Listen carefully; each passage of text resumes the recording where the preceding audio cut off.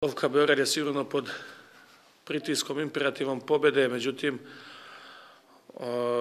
mi moramo hladne glave izaći na tu utakmicu i čekati našu šansu i kao što sam rekao i posle rada da bi se nadali bodovima sa strane moramo i pokušati da postignemo gol na strani.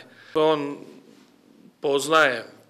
poznaje ih individualno i znao je kako je igrao sa njima ovdje Novi Pazar i šta mogu ti igrači. Međutim, isto sad zavisi i od naših igrača koliko će biti nadahnuti, koliko će uložiti energije, jer ipak ako imate na utakmici situacije 1-1, to kvalitet jednog igrača treba da rešava. Tako da mislim da će više ovdje biti utakmica, borba taktički između ovog Beograda i Pazara. Mora biti spremna ekipa za sutrašnji meč. Ipak mi smo igrali protiv Slobode, nismo igrali protiv Partizana i Zvezde.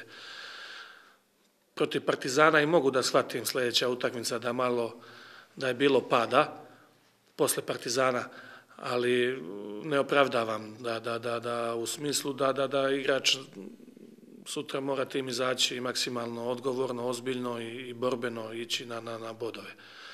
Znači, imali smo mi dovoljno vremena 7 dana i da se oporavimo i da se pripremimo za utakmicu.